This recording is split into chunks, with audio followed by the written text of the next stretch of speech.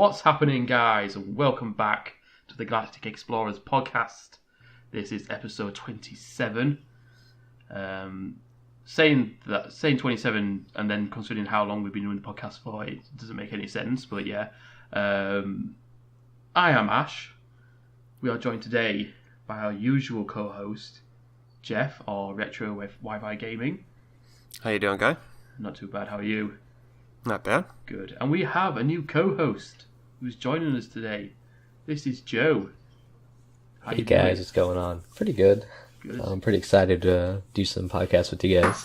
Definitely. It's a pleasure to have you here. Tell us a little bit about yourself, Joe. Okay, so I guess, what would you like to know about me then? Well, tell us your past and obviously what your relationship with No Man's Sky is. Obviously, that's what we're here for. Oh, yeah.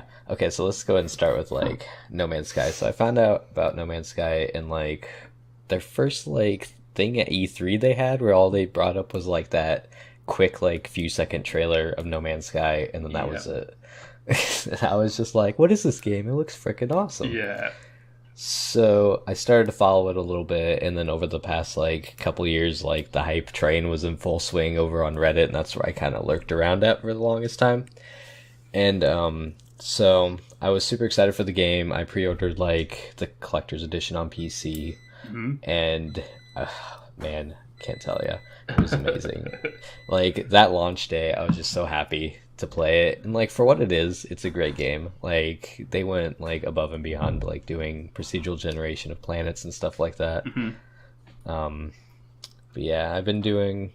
I've been playing the game on and off lately because I do play other things, a lot of Destiny. Yeah. I'm, super excited for Destiny 2, and yeah, that's about it. Yeah. So, if whoever's listening to this podcast, you may recognise him also from a previous No Man's Sky podcast, which was No Man's Cast, right? Yes, that is correct. Were you the co-host, or were you the main host? I was the main host on it. I actually put it together. I found people on Reddit to actually be my co-hosts on on the podcast, and they were by far the best people I've had ever worked with. So yeah. We will top this. Me and Jeff will top this. We'll try to. Yeah. So we are all here collectively for Phase 2 / Phase 3 intro kind of thing. The last podcast we ended, I wouldn't say abruptly because I cut out a hell of a lot of arsing around and walking stuff, which you guys would have seen if you watched it live or even recorded. So yeah, we kind of left when the first group of people went into the... I don't want to call it an escape room because they weren't trying to escape the room. What would you call it? That's true. Puzzle room? Puzzle room, yeah. When the first group went in, that's when we kind of gave it a cut off the podcast because it was recorded for about an hour and a half then, I think it was. So we left it there. So since then, obviously, the second group went in as the first group cocked up and didn't finish it. Second group went in and they finished whatever codes and stuff they needed to find in those... It was the pictures of the constellations, wasn't it? Yeah, I believe so. And I think they pulled certain letters off them or something like that, and it spelt out. I believe it was Prime. Mm-hmm. And then I think way they got the briefcase to open was what was the first prime number, and it was 100003 or something like that, or some combination of that. It was something very close to that, and that's what popped open the briefcase. Yep, and there was a memo inside again. Yeah, one of those top secret memos were inside. Yeah, I printed one this time. Printers. So obviously that was part of that was the end of the first calibration, wasn't it? This completing this. Yeah, I think so. I'm pretty sure that's pretty much how it ended. I'm just trying to think right now. Yeah, I mean, I'm looking at the page right now. Okay. the calibration report after the first one completed, report saying state healthy, calibration 1 complete. It gave a URL address as well. Let's have a look. And then, obviously, once that whole thing finished, also the calibration was the pictures, I believe. Do you know when you had to take a picture of it was it like a musical instrument or a bell or something? And yeah, that thing that was going on for a while. That was part of the first calibration, and supposedly that was 10% completed or something like that. Total, it says here, total submissions was 9,043 pictures, unique locations 2,142 cities, calibration 10%, which was 106 cities. And then wow, that was only 10%. Yeah, I mean, what would it take? Sorry, go on. What would it have taken to get to 100%? I'm guessing people. See, that's the thing with when you uploaded your picture and then right when you were saying what city it was. I'm thinking people are literally saying like towns where like literally where they lived. That's what I did. Yeah, rather than maybe the closest, biggest city to you. I didn't realize that until after I submitted my picture. Right, like I noticed, like on the map, it had like major cities. Yeah, like London. The closest one to me was like Kansas City. Yeah, and now that's why I'm wondering why it says 10% and then 106 cities. So maybe you have to get to a threshold of maybe something like 50 uploads per city or something to have it registered on the map or something. Right. Because obviously, 9,000 pictures were uploaded. 2,000 of them were unique locations. Then only 106 were registered on the map. So that I would presume that was how it worked. Maybe. I wonder what unique locations means. So that's what I mean. I think obviously everyone who uploaded obviously had to put a city or whatever they took the picture at. That mean obviously that would mean like what 2, 4, 6, like nearly 4 like some people put up 4 pictures nearly each upload. That's the only way that it makes sense, isn't it? Mm-hmm. Yeah. I mean, math. I guess the math works. Or unless 2,000. There was like 2,000 unique cities, so obviously maybe like 50 people from one city uploaded, and then 10 from another city. And obviously, whenever someone uploads the same city, it's just classed as one upload, unique location already. So something. I don't know. It's all confusing. This whole thing is confusing. Yeah, it's just going through this. This is hurting my head right now. And then the day after? Was it the day after or like a couple of days later? It was everyone got the email about the Atlas Pass designation. So these are for the Atlas Pass version 4s. Or level 4s. I almost want to say it was almost a week from when we started being able to upload pictures until we got our Atlas Pass emails. See, I can't remember. I mean, obviously this first calibration being completed was after the New York event. Yeah. So once the first calibration was completed, then the Atlas Pass designations emails were handed out. So maybe the first calibration was completed like literally either the same day as the New York event or the day after, and then okay, yeah, that makes sense. That makes sense. Because I swear the emails came out like the day after New York happened, or like 2 days. Yeah, I think you're 100% right on that. So obviously, everyone who signed up to be in the mailing list for Waking Titan and the citizen scientists received an email, and was everyone given a new ID number or something?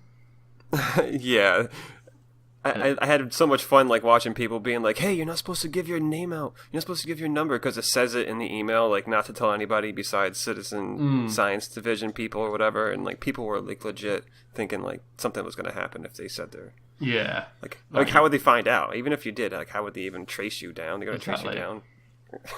See, you know, it sucks because I didn't even know about this ARG, so I didn't get any emails on it. Oh no! Yeah. Oh, that sucks. Yeah, I like recently heard about it like a few days ago after listening to your guys' podcast. Oh no, that's wow. mental. That's so crazy. You missed a lot, man. This has been going on. Was it since end of May? Yeah, the end of May. This is when it all started. Jeez. Like that was like the first time anything about the whole thing was noticed or anything. So and then it started obviously picking up in June. Yeah. So I don't think those things are like anything. Yeah, exactly. I don't think those Atlas Padless really mean anything. I think they're just souvenirs more than anything. I don't think you're gonna miss out on anything. Okay, I was gonna say it'd be kind of crappy if they came with like an in-game code for an Atlas Pass V4. Maybe. Man. Yeah, that was it 10,000 of them they're making? Yeah, that's what they said. Yeah, and they've already released 2,500. So. Well, yeah, that's supposedly true. I mean, also like. If only like 9,000 pictures were submitted, maybe they're going to only send them to those, like those 10,000 people, but they're going to have like 1,000 left over. Yeah, but there's people that sent multiple pictures, so like that number is not necessarily one picture per person. That's true. I mean, I'll buy one. Yeah, I can imagine how much they'll be going for on eBay. You know darn well there's somebody out there that has like 10 email addresses and like they've all signed up like all 10. Yeah. And they'll be selling them on eBay or something like that. Like, they'll be on there, I guarantee you. So expensive. And so so after the Atlas Pass designations occurred, we got was it a kind of a mistake or something happened, and in game, so in the No Man's Sky game, the communication stations, so like the floating orbs, some were found with messages, which correlate with the whole ARG, and it's believed they were released a little bit too early, weren't they, Jeff? Yeah, I think someone found them. Yeah, so. Well, they do. They put them right in the hub. I mean, there's tons of people there. Like, didn't think that someone was going to find it sooner or later. This is true. So yeah, and obviously that revealed a sequence which could input into the Waking Titan console on the website. So you go onto the Waking Titan website. Obviously, it looks like a CMD command prompt page now, doesn't it? And then you input the sequence, and then it was said waiting for the next in sequence. And it's just kind of hard trying to explain this whole the Waking Titan website, how it looks now, and obviously these sequences that you got to input into them without obviously visually seeing it yourself, kind of thing. I was watching this real time on a stream. Serious Gamer X, I love watching his streams. He is so much fun to watch stream No Man's Sky, and he's been like, just ironically, his streams, something always happens with Waiting Titan, so he always stops what he's doing, and he's like all about it and going into it and everything. And like, I remember this night in particular, I was watching him and like, just like watching him like, tell people, hey, let's do this, and like link it all together. It was really fun. Like, it was a lot of fun, like watching it happen like live. I wish I could stay up and watch these. I just haven't got the energy to stay up. But yeah, all these like people like noted down the coordinates as well for the communication stations. Completely out. It's just a lot of stuff. It was a lot of lore, wasn't it? That was within these communication stations. Yeah, I think I sent you a copy of all the pieces together. Yeah, and I think you can come back. You can put them all together, can't you, into like a kind of a story or something? Yeah. Yep. Yeah. I'm trying to see. I sent a picture of it to you. Like I said, it's up here as well on the Game Detective's website. A lot of good stuff there. especially the part where traveler step through a portal. I mean I don't want to say, but it almost makes it sound like the portals are going to be working for us and everything. So definitely. I'm pretty convinced that it's going to be multiplayer as well. Just only because they seem to be getting us to work as a cohesive unit. Well, that's been going on since the start. Exactly. That's what I mean, though. But I mean, now with even more so now with like the hamster mazes, which we'll get up to soon. Yeah. Yep. So I'm thinking maybe multiplayer's on its way. That would be so fun, though. Imagine like going around Galaxy with another friend. It would just change the whole experience of the game. It would just make it like 100 times better. So it would definitely bring a lot of people back to the game, I think. Yeah. Oh yeah, for sure. It's like a much asked for feature. I mean, that's what it seems like. Every single one of these updates has been not what they was going to originally put into the game, but what the community have wanted to see in the game since release, and obviously people voicing their opinions on the game. Right. All right. So, since obviously that happened with the communication stations and the law being revealed and stuff, Mr. Noodles.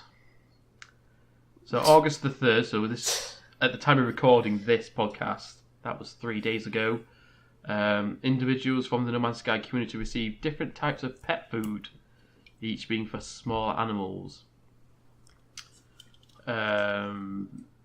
So yes, stuff for rabbits, gerbils, hamsters, chinchillas, that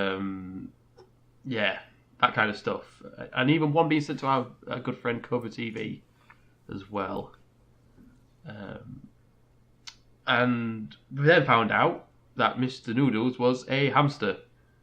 Shits and giggles. Let's add a hamster to this ARG. Each packet as well was from someone called Loop16, and had a blue sticky note that said, "For Mr. Noodles only, do not eat."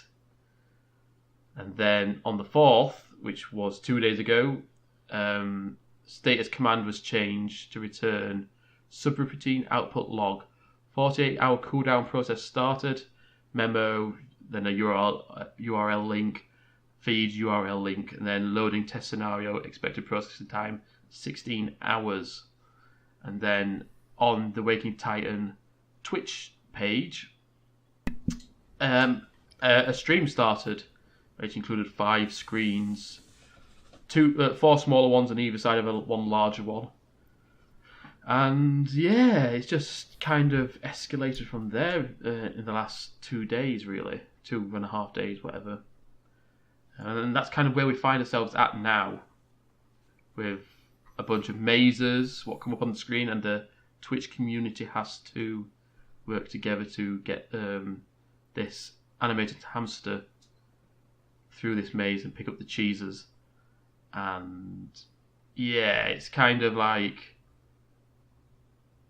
it's in kind of like in full force now, isn't it? Let's say. Oh yeah, I mean the stream is still up today. So. Yeah, I mean I'm literally watching it at this moment, and there is now 1, 2, 3, 4, 8, about 18 symbols on the screen right now.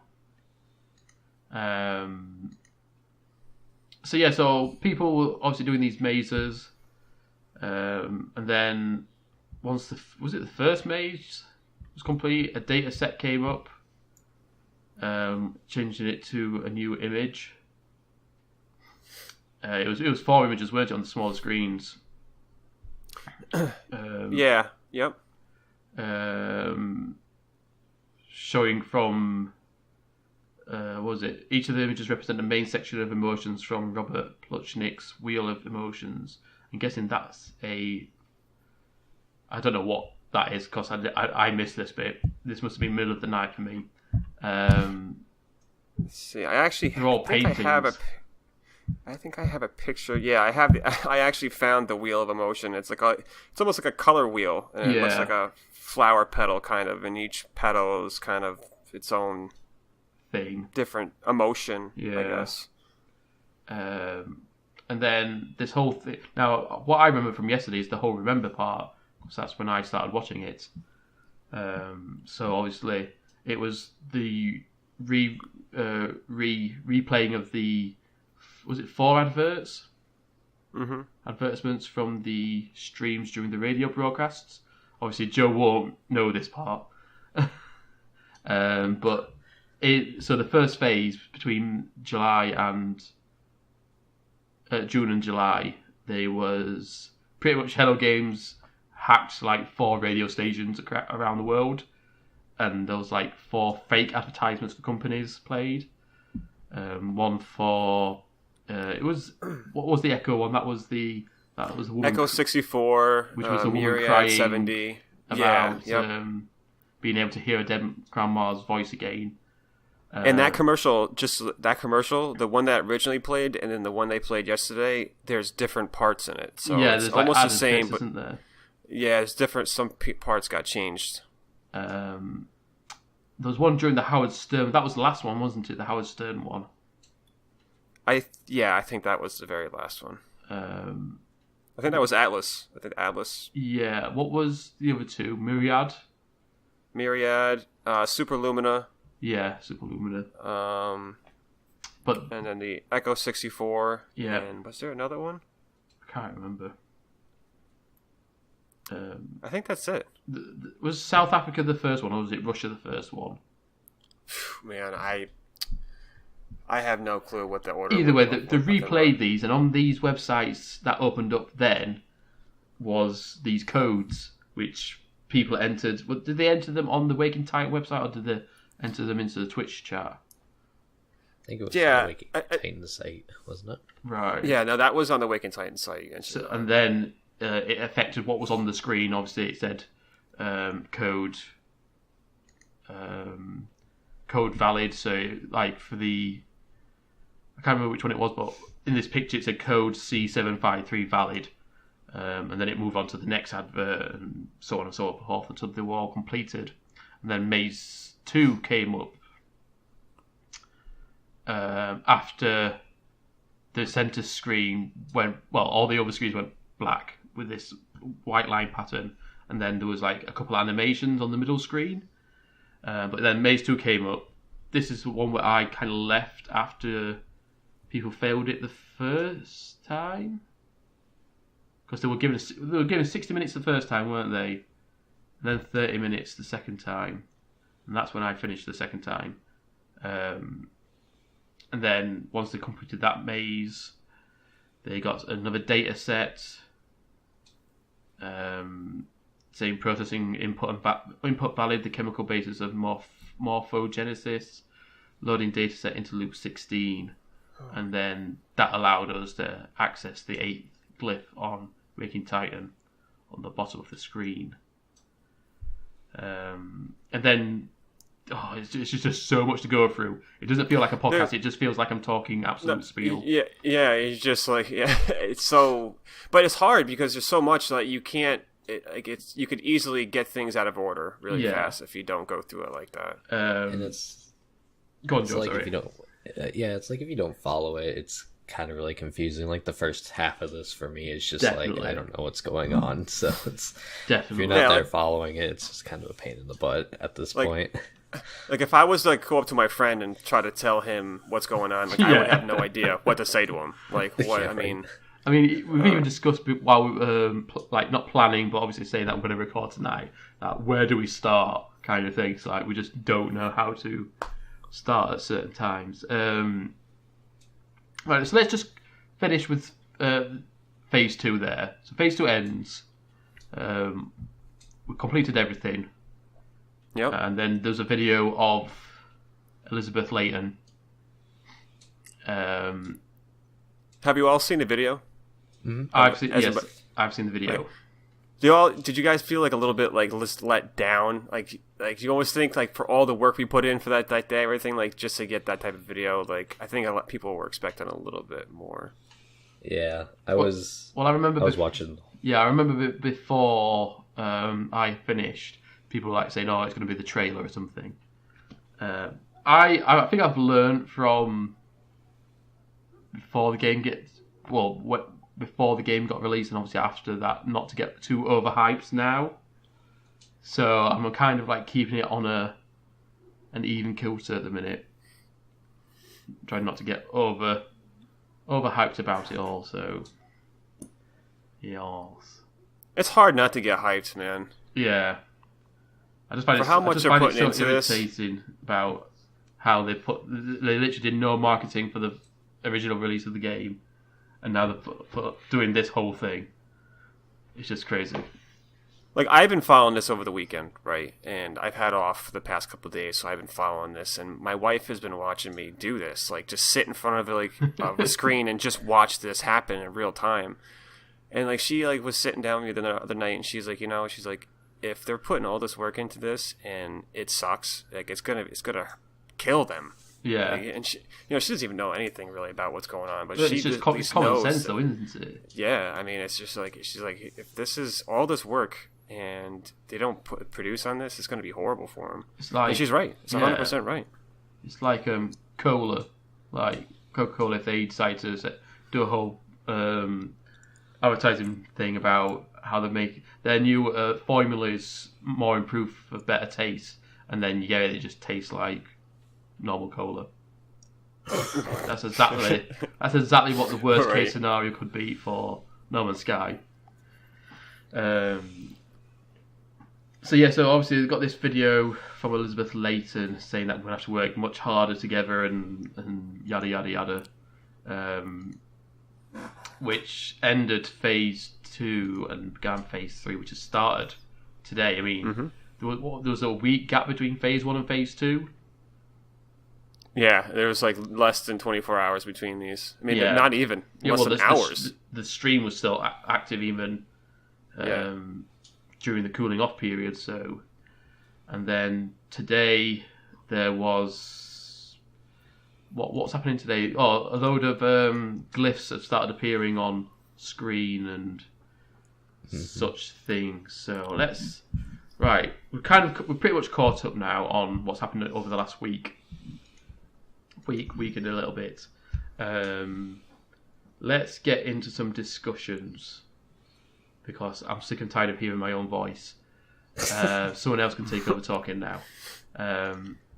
Let's start off with Joe, throwing in at the deep end. Obviously, being new to not No Man's Sky, but to this whole ARG thing, how has it? How do I word this? Obviously, coming into it, you pretty much jumped in at the deep end now. What has it made you feel like?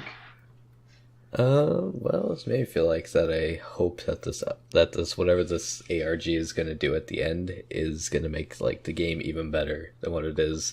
Yeah. I'm kind of hoping for a bigger update by the looks of how much time and money they've probably put into this ARG, setting it up and all that. That I hope they put just as much time into the actual game itself than the ARG. And if they don't, that's going to be kind of like the final nail in the coffin for Hello Games. Yeah. Because a lot of people are counting on them to turn this game around when it was a rocky launch, not going to lie. But it's still a good game. And I'm probably going to love like everything that they've done to it, if there even is an update for the game. Mm-hmm. I mean, there's a lot of people are speculating even now still that they can't release another game, or at least not one, for a major console, because of obviously how No Man's Sky was received by the population. Do you reckon they could ever get back to the point where they could release a mainstream game again? Yeah, definitely. Like if they like outperform on this next update and make it the game that it was supposed to be through all those like previous E3 trailers and all that, I think they could quickly turn it around and be able to pull off like other games or bigger and better updates for the current game that's out. They just have to do like a phenomenal job on this to pull all of those people back in that kind of strayed away when it launched. See, another like issue I have, not issue, but like worry that I have is, do you think this update is going to be big enough and important enough that it's going to bring in new gamers? Or do you think that the whole problem with how it received originally has just put people off completely? Well, everyone's to their own opinion, and yeah, you can go to like IGN and read the reviews on it, and then, you know, you can gauge it that way, but it's like, I would recommend picking it up and at least giving it a try. Like, I know it's you dropping like, what, $60 on it, and they could probably pick it up used for like $20 at like GameStop or wherever is near you, but at least give it a try, and if you like it, then you like it. Yeah. But it's definitely a game not made for everybody. You gotta have like a certain taste for this kind of game. It's definitely a niche product, isn't it? Yeah, it is. It's like playing Elite Dangerous. You've got to dive in and stick with it. Yeah. Otherwise, you're just not gonna like it.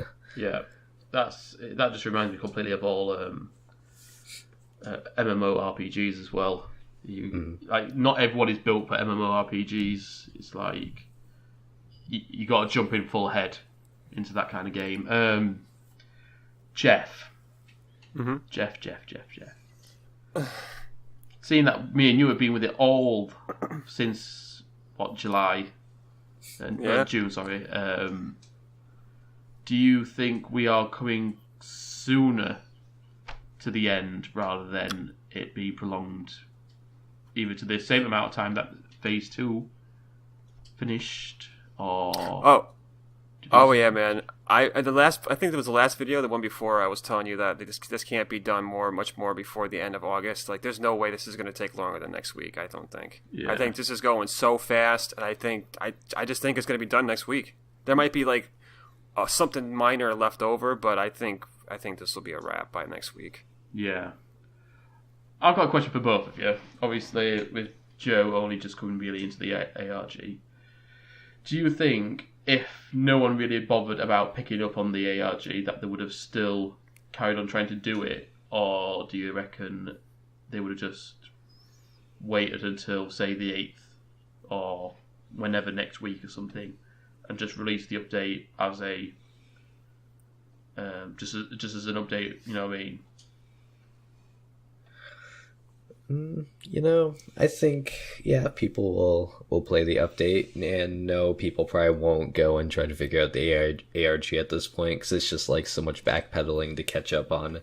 Like, you'd have to go back and go to all these websites and go to Reddit to like get a recap of what's going on just to catch up to this like point in time. So my guess is people are gonna go back and play it. It'll pull some new people in, some old people back, and then they'll continue like they have been. Like, they put out those 2 updates relatively quickly, like the Pathfinder and what was the other one? The base building Foundation. one. Yeah, Foundation update. Yeah. So that's what I think. Jeff. I mean, what as far as like bringing new people in? I mean, I think there's going to be a lot more people that are going to play it when the update comes out. I mean, people that have the game are going to try to reinstall it and see what's going on. You might even see a couple of really big YouTube streamers or something like Twitch streamers come back and maybe play it for the first day or two. But the people like that left the game, they already have a sour taste in their mouth. So like, it's going to have to be something really spectacular for them to kind of like flip what they previously known from the game. But I have a feeling that they will do it. I think Hello Games might actually do it with this. I think this is going to be really big. I think it's going to be really good for them in the game and everybody in general. Yeah. So. Do you reckon Sony are going to put their faith back into the game? I mean, well, you know, it wasn't like about a month or like a couple months after the game launched, like that guy, the spokesman guy, he was, you know, the guy that's always at all the E3s, like he got interviewed about just games, like, you know, he was like on a game interview station, and he mentioned No Man's Sky, and he even said that like he was somewhat supportive of them a little bit. Like, he kind of threw them under the bus a tiny bit, but he also was saying like, listen, these guys are going to work hard to deliver what they promised or what they thought they were going to do. And it's just, I don't know. I think Sony has to, because I think a lot of the reason why this game came out when it did is because Sony pressured them. I think they would have gave them another 3 or 6 months. I think they would have had a way better product, but Sony advertised it as their summer game, and it was like the end. The August is pretty much like the last good solid month of summer technically. So Yeah, before all the autumn games start coming in. yeah. So I mean, I think Sony pressured them a little bit, and I think they know that. And if they see a good chunk of players come back and there's a positive reviews, I'm sure I'm sure they'll still support them. Okay. If this update does really well, obviously it brings in new gamers, even if it doesn't reach the levels of... You've got to call them levels of success of sales when it first came out, because obviously everyone pre-ordering it and such. Do you reckon this will be the end of the free updates if it does really well? And do you reckon any updates that they do bring out in the future will be paid for? I think I actually might have mentioned that in like one of our last things. I think that if they go through that list and they pretty much fix all the things that were either wrong or missing from the game that were supposed to be in at launch, I think if they do that, I think this is the last free one. If not, if not, this will be the last update. Full stop. Oh, I don't think so. I don't think this will be the last update like altogether. I think this is a game that's so open ended. You could put any kind of story into it. You could just keep on continuously building and just make up as you go. I mean, it's a choose your own adventure book. Are they making money from it at the minute though? That's the thing. Dude, they made so much money off this game. I mean, yeah, but they did have to refund so many players as well on Steam, didn't they? Still, they had over like almost 2.5 or 3 billion copies sold on PlayStation alone. Times that by $60. That's like $70 million. They're a team of 14 people. Like they could, even if they paid everybody $1 million a year, they could still sustain themselves for like 60 or 70 years or something like that. So I think they're good. I don't think they're hurting for money. They just got a brand new studio and everything like that. So I'm sure that costs money. But I mean, in the end, they have a lot of. I think they have a lot of wiggle room, and I think this ARG probably costs them a good amount of money too for how much planning is involved in this and stuff. Yeah, I mean, I think that in general I think that was just a good chunk of money, and which is good on their part because it shows they're willing to put their own money into something to try to hype their own product, which is awesome. It'd be interesting to see if any of their previous games have taken a hit. Like the Joe Danger series, because obviously what happened with the release of this game. Is that a phone game? Yeah, it's a mobile game. Yeah, but obviously I have to see if I can get it. I think it's on Android and Apple devices. Because obviously a lot of mobile games have in-game purchases, don't they? So obviously, it's not going to be like massive amounts of money. No. So. Just got an idea. Sorry, I don't mean to. I'm going off on a tangent, but okay. Like when this game first came out, they did like an interview and they talked about like paid DLC, and they specifically said no, that they wanted all of their updates to be free. Yeah. And so, however, thinking of the game that I play like a hell of a lot, I play a lot of Destiny. They could do like an Eververse type thing, where they can give out like cosmetics for your ship and stuff, and that can sustain them money wise. Because you have to think Destiny probably makes quite a bit of money on their microtransaction store. So you think if you get like some skins for your ship or like different weapon skins or stuff like that, they could probably make a pretty penny off of it and keep bringing out free updates, kind of like with what Destiny did. Thing is, are Hello Games big enough to be able to get away with microtransactions? I think Sean Murray has even like been really adamant against that at certain points. I even remember him like making a tweet not too long ago about making fun of a company for doing microtransactions or something like that. I just don't think he would go down that route. I don't know. I mean, you have to go back on what all those updates into the game that were never meant to be there. I mean, he always said in interviews that the whole point of the game is not to stay still, and obviously now they've added bases and stuff to the game like that. I'll be the first one to admit it, dude. I would totally spend money on like custom skins for your ship, or your gun, or something like that, or like just something like different UIs, like different HUDs for your character and stuff like that. I would totally spend a couple bucks. Paint jobs for your bases. I mean, I think there's a universal hatred, though, isn't there, for games what have microtransactions in them. Yeah, I hate microtransactions, but I love them because I hate the fact that they would charge you something for something that should be attainable in game. Yeah. But then at the same time, I love them because like some of the stuff they make is really cool. So it's like you want it. You That's what I gotta mean. have Obviously, companies like Ubisoft get away with it, and is it Bungie that produce Destiny? Yeah. Bungie. They get away with it, but is Hello Games big enough to be able to implement? If Sony sees that influx of people come back with this update, they might back them on it. You never know. Sony could be like, okay, we'll give you some money to start your in-game store. Here you go, or whatever. Do you reckon they actually ever be able to... Do you reckon Sony will ever fully back them with financial Well, powers? they did. Well, They did. Only for the advertising of the game. They didn't actually back them to actually make the game. No, they... So remember their flood they had a few years back? Yeah. They reached out to Microsoft for money to rebuild their studio so they can continue their game. Microsoft said no. Right. But Sony came out with a lending hand and gave them money to rebuild their studio. Okay, I believe. studio side. I mean, like the development of the game. So obviously, actual money to sink into the actual game itself, creation of the game. Then probably not. I don't think Sony would give them money to do that kind of thing. But if they see like the massive amounts of people come back, then they might help them maybe at least set it up or get like other studios like Activision, who is highly like microtransaction, to help them. You know. Okay.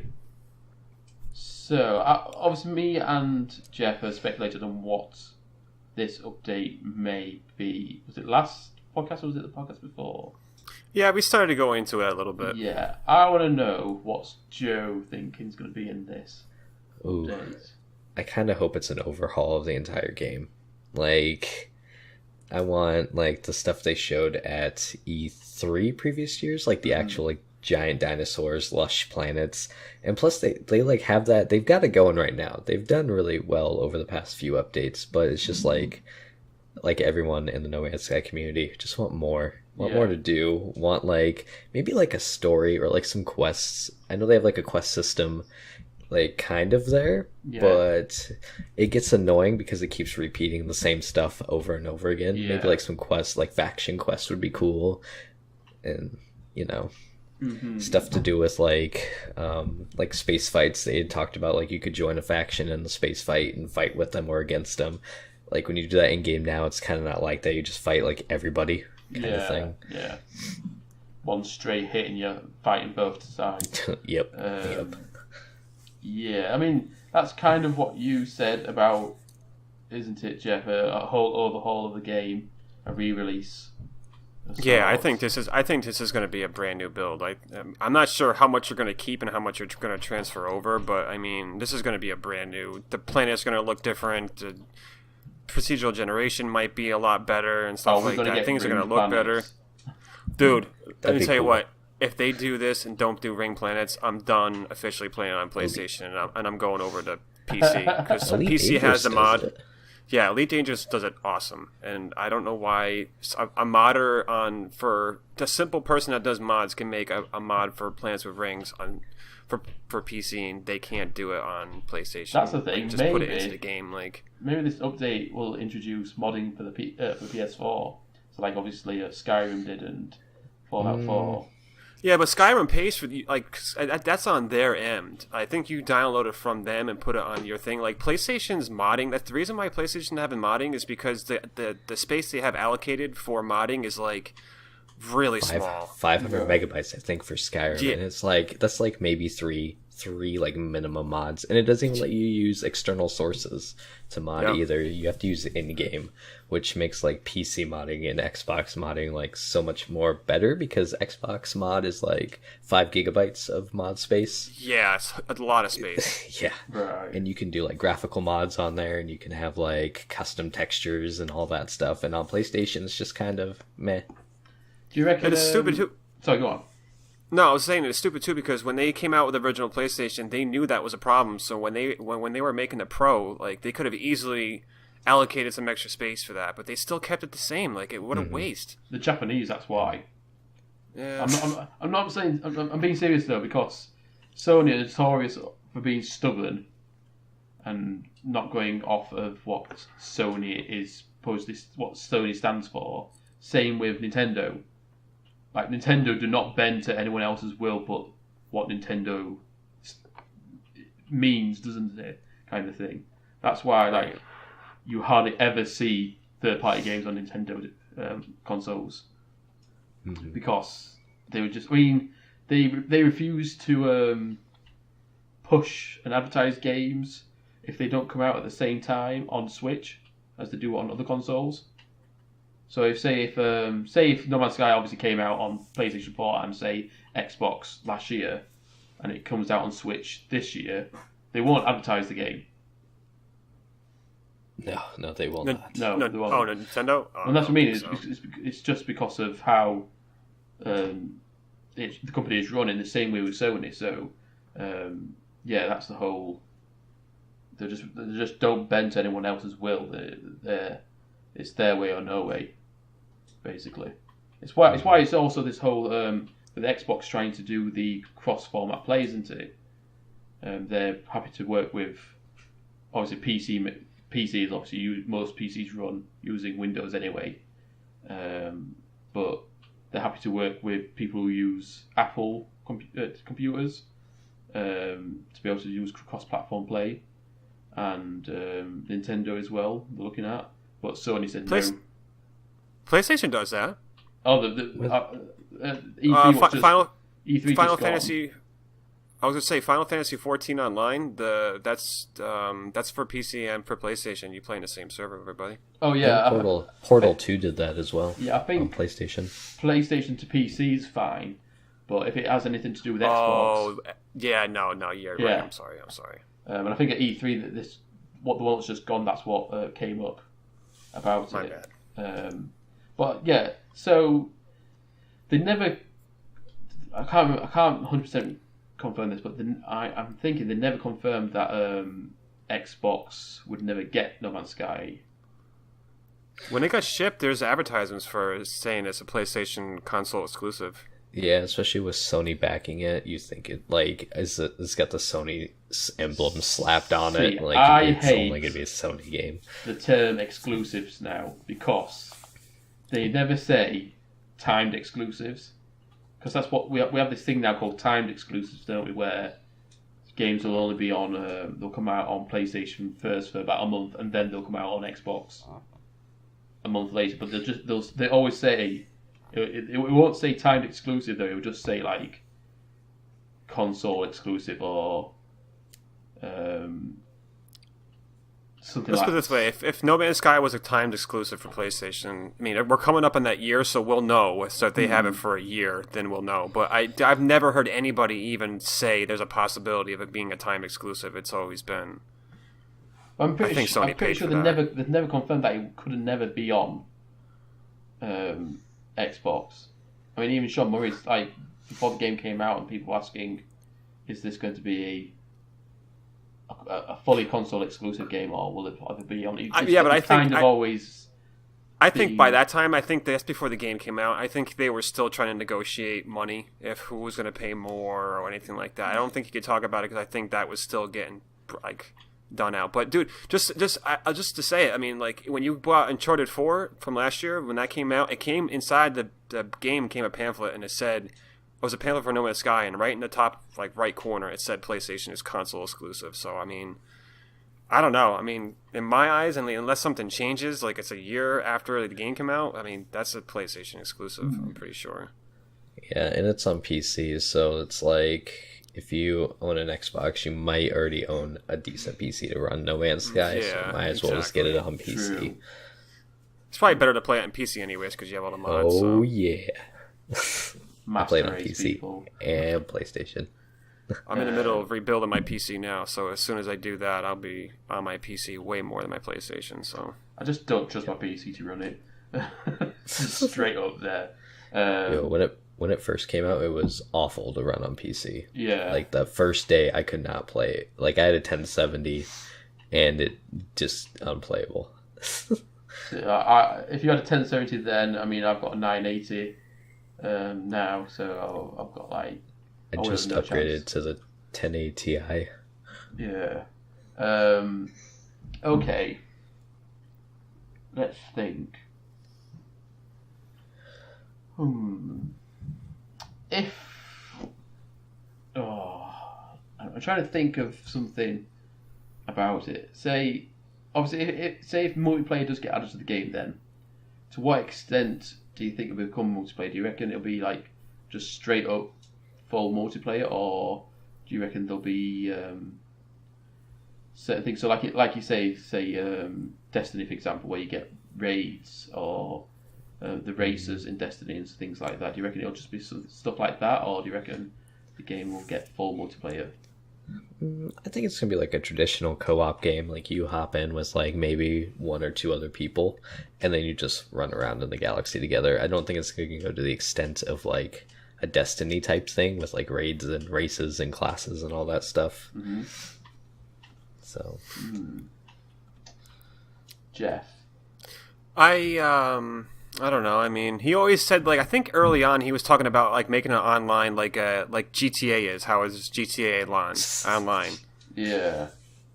And you know how you can flip back and forth between story mode and online mode, and you were in a room with like maybe 16 people or something like that, or 20 people, and I think that's just how it's going to be. I think maybe they'll section off a part of like the galactic map, and that will be like the online map or whatever.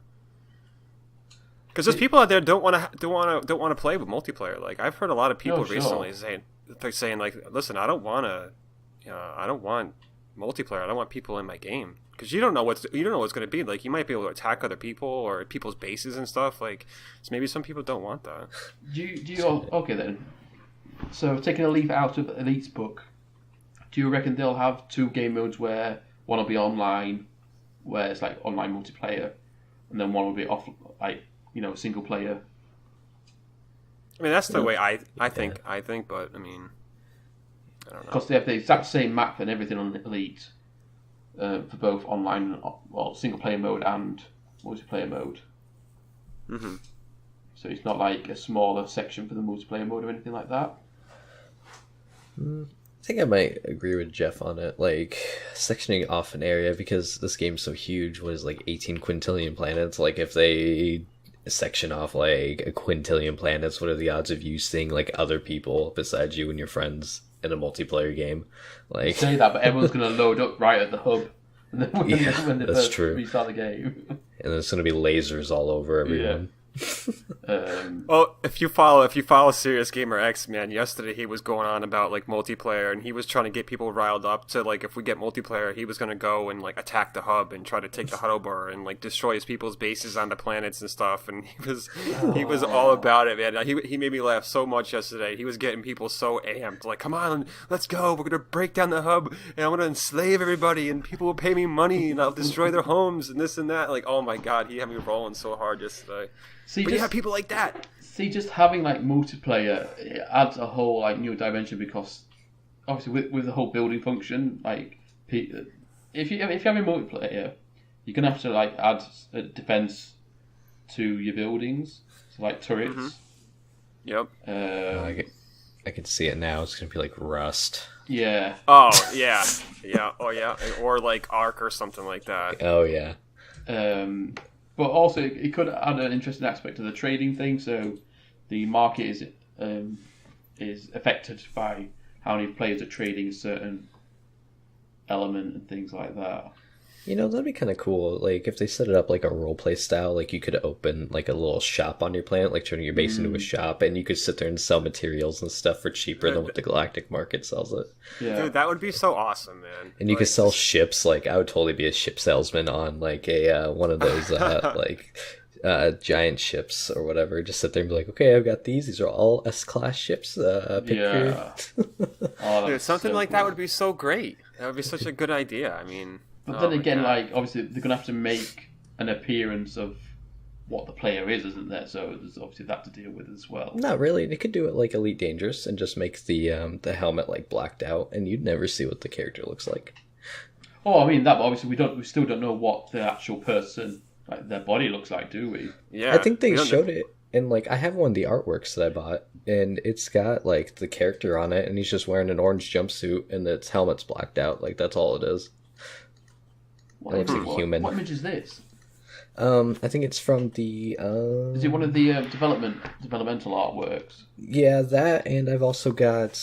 Shoot, I forgot where I bought it from. I bought it where I got my collector's edition of the game, and it's got like they have like. I don't even remember now. I have to look it up. It's not been confirmed exactly who you are, is it? Though, like it's not. 100%. I don't think there's been tons of artworks, but they've never actually came out and confirmed this is your character model. But I mean, it might be. It's just that they're not just telling us that it could be, but there's no concrete like this is it, or anybody has been able to see that. Yeah, but even still, though, like even if that is you, there's still gonna have to add some kind of customization mode to it to be able to change. Like, even if it's just the exterior of your spacesuit or something. Because if you go into a room with there's like 20 other players and you're all wearing the same. Yeah, it's gonna be weird as hell. Yeah, I mean, Elite Dangerous did that for the longest time, but they didn't have like multiplayer as they do now, where you can like join in each other's ships. Yeah, I mean they've got the whole spacesuit customization, haven't they? Mm-hmm. Now, yeah, it's pretty cool. And I mean, most of the time, anyway, you were like before the update where you could join other people's crews. You were just always stuck in your own ship anyway, weren't you? So yeah, and now you can like actually be in the ship. So I guess that would make more sense to have a character customization. Yeah, well, it'll have to be the same case with this though, because obviously you can actually leave the ship and walk around. So, okay. How mad would you guys be if the update was like nothing and it was just an ARG game? That's it. Oh, I would lose my shit. Oh my god! I think I'd uninstall it from my PlayStation. This is going to make or break Hello Games as far as a company going forward. For sure. This is it. Like, and I'm sure they have to know that they wouldn't be going through all this stuff right now. It just, I don't believe it. There's just no way they would go through this. Like, this is make or break. It's either they fix it and this is it, or they're not going to be able to really come out with anything new. They'll be laughed at when they come out with a new game, which is like, that's it. I mean, it's a wrap after that. It's on the verge of being laughed at now if they try to bring out a new game. To be quite honest with you. Well, the people are laughing at him. We're trying to come up with this new update. Like, people don't believe. I mean, there's a lot of people out there that just think it's a joke. Yeah. So they got a lot. They got a lot to prove. I mean, they got a lot to prove, and hopefully, whatever they've been working on for the past year really lives up to it. Because I don't know. Well, they must be I hate to see what would happen to them. Not hearing anything off anyone, pretty much. Yeah. And I hate to bring it up again, but it's just like the start of Destiny. I know one of you guys have played it, right? Destiny, I played. Oh man, I was day one Destiny. Yep, same here. I played the crap out of that game. Yeah, so you know how it came out and the game was like very, very, very grindy, and it's very slow, and people like really dropped off. Everyone hates the vanilla version. Yep, and once like Taken King came out and redefined the game and like redid all of its mechanics and stuff like that, it made it like 1,000 times better. I feel like Hello Games could easily like do it to make their game but even one's better. Hello Games, the other's Bungie. I know. Yeah. Oh, one worked on a mobile game, the others didn't. It's just gonna be when crazy. Destiny first came out, it was really bad. Like, you got to level 20, you had no idea what to do. There was nothing else really to do. It was really bad. I sat around and I did the loot cave for like forever. That's how I got all my ledge. Yep. I sat in front of that thing for friggin' hours.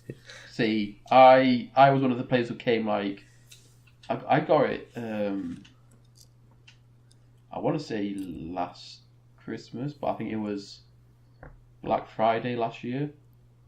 Mm-hmm. And that's when I got it, so obviously all the DLC had come out for it already. And I got it in the Black Friday sale, so it was like, I don't know, $20 or something for all of it.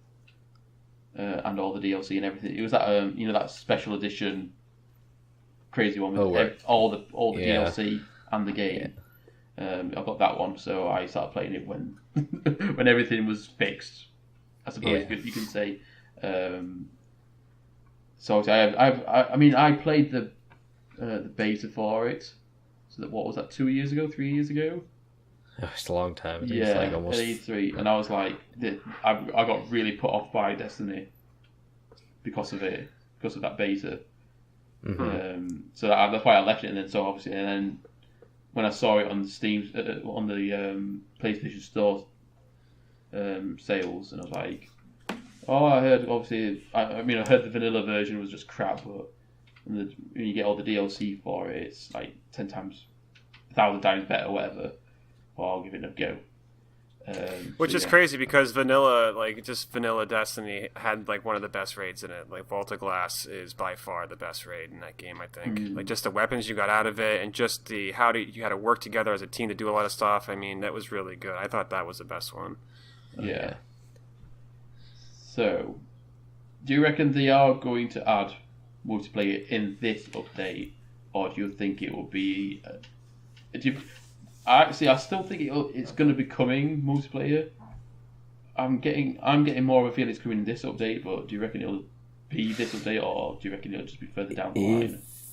If they go the way of paid updates, then I don't think that would really turn people off on the game if you have to pay like 15, 10, 20 bucks for a multiplayer update when they could easily have done it like right now.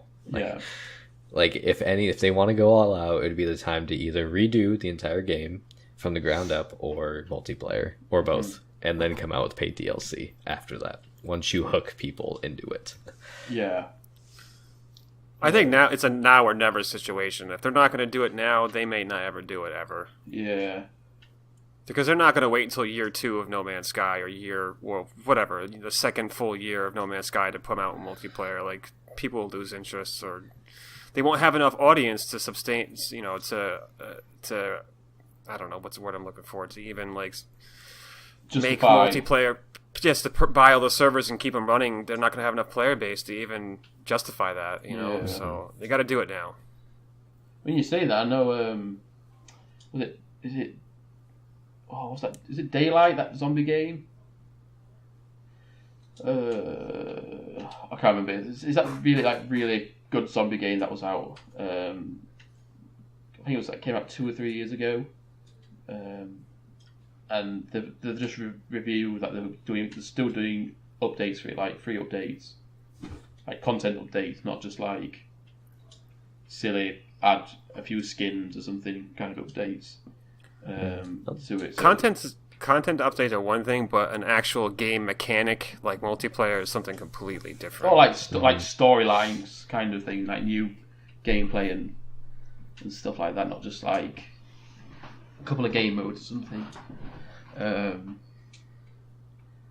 Interesting. They're gonna go in the way of Minecraft and add like a flying mode, like a flying race mode or whatever the heck that is. I wouldn't be against them making the planets a little bit smaller.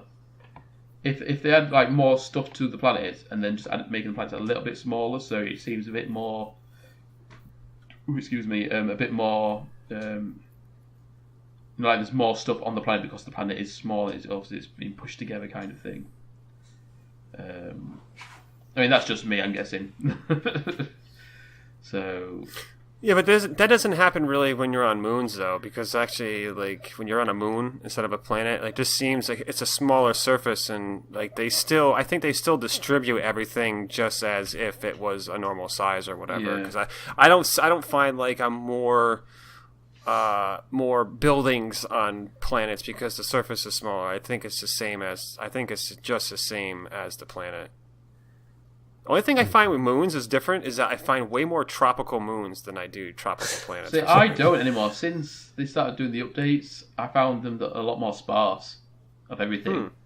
Like before, before it was the other way around for me. It was like the moons were a lot more lush than the actual planets were, which is so weird. And then now it's like how you would imagine moons to be. Yeah, I just restarted my game on PlayStation, and my first planet was a tropical paradise. So I'm trying to find like a base building slot on that planet to live there. I had like a really good planet on my stream like a while ago, and it was just like amazing. Like the grass was like a turquoise color. Oh, that's cool. You know when you get on the planets where when the wind blows on the planets and obviously the grass blows around and stuff, it looks so amazing. Obviously, being like a turquoise color, it looked like an ocean on the actual land. It was so cool. That sounds awesome. And the plants were like the trees were red though, so it was like really cool contrast. When the update comes out, I'm going to restart my game. I just got done saving my save point right now for my PlayStation. I just saved it on a USB drive, so when the update comes out, I'm going to wipe everything. Yeah. And I'm going to start the game all over again. Definitely. So obviously on this Waking Titans stream, did you see earlier it said was it Dream Mode? Mm-hmm. Do you reckon that's the name of the new mode that's coming? I've actually been watching it, and because I got it up on my tablet, and something happened. Like, a lot of people were talking about, like, you know, that Call JJ sticker over that or whatever. I guess throughout one of the sequences, the Myriad 70 website went down. Right. Oh, it's still down. And there's a guy that works there called JJ Wong. And people got his email address, so I guess maybe they're trying to like either email him or something like that. And ever since then, all the computer screens have been down. Yeah. And then it was like one of the computer panels said "waking up," so I was wondering if people were thinking that they were finally waking Titan, because there's only 3 hours left in the stream before it actually ends. I think it was supposed to go for 48 hours, so I mean it's Well, I mean that cold JJ stick has been there for a couple of days, though, hasn't it? It's been there since the beginning. Yeah, and was that website down then? No. Well, it seems a bit silly, unless obviously JJ has something to do. Specifically something to do with the ARG. Mm-hmm. Oh, I think this is totally has something to do with it. Have these stickers actually had anything to do as of yet? Does anyone know? I mean, obviously, apart from the feed Mr. N at 3 a.m. kind of thing. I haven't heard an explanation about the no Wi-Fi symbol. I haven't heard any explanations about anything really yet. So these 50 cents, like what does that even mean? Yeah, well, I think that's a cup of tea, which is 50 cents. I think the most interesting thing on this desk is the fact that there's one of the cassette tapes there, and you can actually, if you zoom in, you can't see what's written on it, but you can see that it's a number of a number, just like how all the other ones are labeled. So, like, what cassette? Maybe that's cassette 16. Like, it would be kind of ironic if that was the case, but that's the most interesting thing on that desk, and I wish they would show what that number is. Mine's like the black box. I want to know what the Rubik's Cube's for. That black box that sits on top of like that white router system or whatever. One of the days at 3:00 the other day, the guy came in and fed Mr. Noodles, and he pulled something out of his pocket, and it was like an Atlas prediction logs piece of paper, and he put that in the box. It was like a card, wasn't it? It looked like a business card kind of thing. I think what's written on the back of it is I think their predictions on how long this is going to take us, and I think that's what's on the back of that card. So I think it's almost like a magic trick. They'll put it in the box, and then they'll pull it out at the end to see if their predictions are right and stuff like that. And I'm hoping like Sean makes an appearance on screen at some point. That'd be crazy. Oh my god! I hope after all this, and I hope everything goes well. I hope he comes back into the limelight, like circle. Yes, because I went back and watched some of his like earlier interviews and stuff, and like I just missed like him like just talking about the game or just talking to people, and it sucks that he had to go like so reclusive like that and just go into hiding. But like I hope he comes out and like just starts interacting with people personally again. He was very passionate about the game. Yeah. When he would talk about it. Obviously, now it's just like you don't hear anything.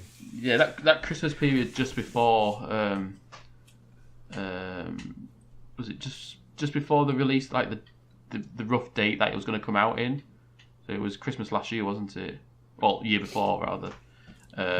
He had a baby, so he obviously trying to get the game out for. What was the original release date? It was July, was it July? June. Was it June? So they pushed back by 2 months. Oh yeah, because Paris Games Week had that trailer, and then I think it said June 2016. Yeah. Yeah. And so obviously, I mean, having a newborn baby, and trying to obviously get this game out in time for then, it's obviously going to take a toll. And then obviously with the whole backlash and stuff, it'll probably for his own mental health as well, just to get out of the limelight a little bit. Plus, I mean, he wasn't a spokesperson, was he? He was a developer. He was a code there's a whole reason why you have spokespeople for companies, because they know how to talk to the media in a way. And I mean, you can see in Sean's earlier interviews that he was completely out of his element. Like even on that E3 stage, that first E3 that they were at, he was just like constantly looking at the floor. Yeah, totally awkward. So, it was really like he was really like awkward and shy and stuff like that. So I mean, it's their own fault they didn't have a spokesperson. I mean, it's Sony's own fault for demanding they didn't have one in the first place. Because those kind of those people are so like nitpicky about what they are going to tell people, that they go through every single thing that they've been told down to a fine tooth comb. Do you know what I mean? They make sure what they're saying is going to be truthful or not. Right. So, okay, I think we've gotten pretty much well into this whole Waking Titan thing. I think we should call it a day though. Whilst the whole stream and everything is quiet for now. Yeah, pretty much. Yeah. Yeah. So Joe and Jeff, thank you so much for joining me tonight, whatever it is. Always a pleasure, man. Thank you so much. Thanks for having me on. No worries. You can catch Jeff on Twitter at Retro Wi-Fi Gaming. Yep. His YouTube and his PlayStation will be down in the description below. I will also add Joe down in the description below. You can find Joe on Twitter at JoeGeorge91 or Joe_George91. Something like that. I haven't looked at my Twitter handle like forever. Let me just 100% check. I will follow you. Joseph_George91 on Twitter. I will also have. Have you got YouTube, haven't you? I sure do. I've got hit 250 subs. That was a long time ago when I was doing the podcast. He's got more than me. What's going on? I will also add his YouTube down below as well, and his Twitter. So thank you so much, guys, for joining in. Thank you to everyone for watching as well. It's been a long one. This feels like, although it's only been just over an hour. Hopefully next time we talk, the update will be out. Fingers crossed, or at least we're going to be ending whole phase 3 and getting this thing. So thank you so much for joining us, guys. And from us to you, we'll see you next time.